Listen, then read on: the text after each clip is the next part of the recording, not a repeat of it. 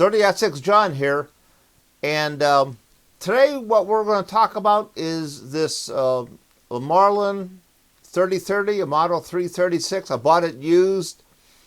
Has some wear in it, has some problems with it, but there's a lot of people that have these older Marlins, and we're just going to go over and see what to look for, and we're slowly going to restore it.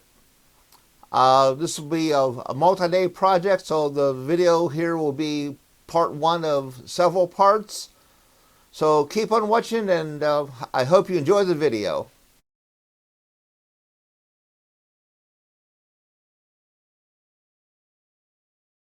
Here's the Marlin 336, chambered in 3030. I bought it used from a friend, co-worker. According to what I've been able to research, it was made in the late 60s, so it's probably a pretty good Marlin. First thing when you look at it, you check for any obvious damage, and the big worst problem is this stock right here was cracked. So let's focus on that for right now. When I bought the rifle, the guy told me that the stock was cracked. It's cracked pretty good here. I'll focus in on it. I actually glued it together. I used Tight Bond 3. This wood glue is pretty good. It is waterproof. A lot of people might think to use something like some type of glass bedding compound, but I think that this glue works better. It's been glued for over 24 hours. Take it off.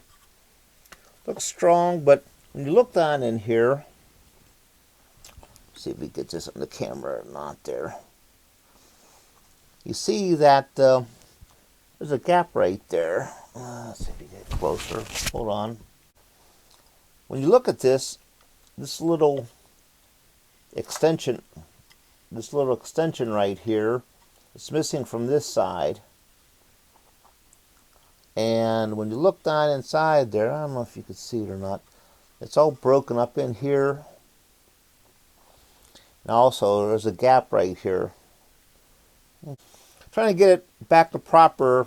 The crack is all right there and right there. Pretty extensive.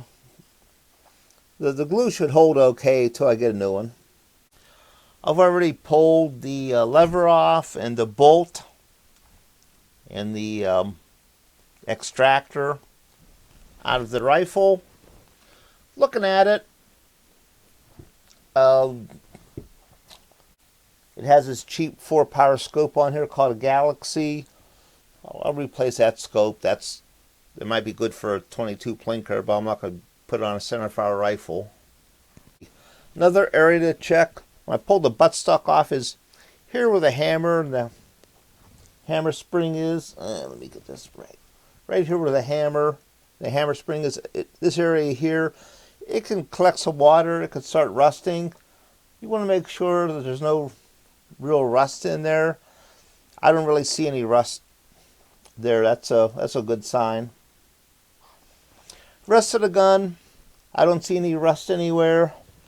The bluing is pretty well worn. Have to re-blue this in the future. I did function test this, and I did take it to the range and put a few rounds through it. It seemed to shoot okay. Here's my target.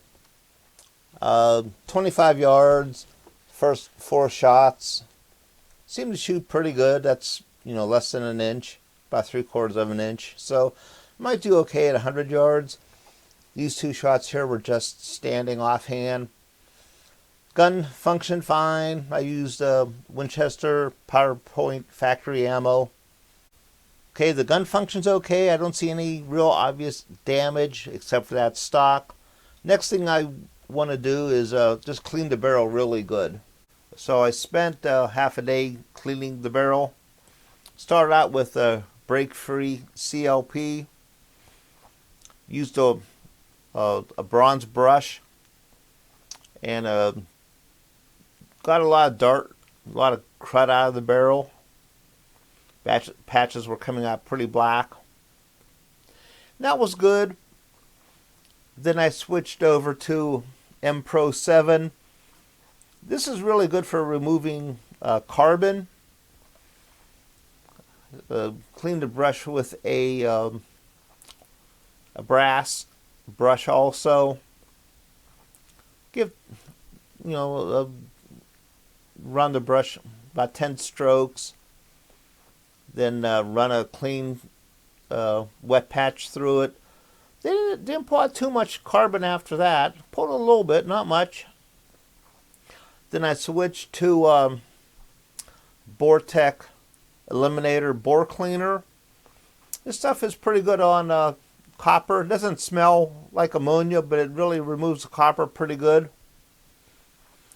I used a nylon brush on this here because it'll the stuff's so strong it'll actually degrade the bronze brush. And all these patches came out blue.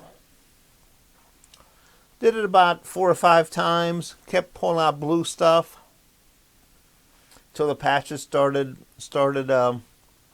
not being quite as blue.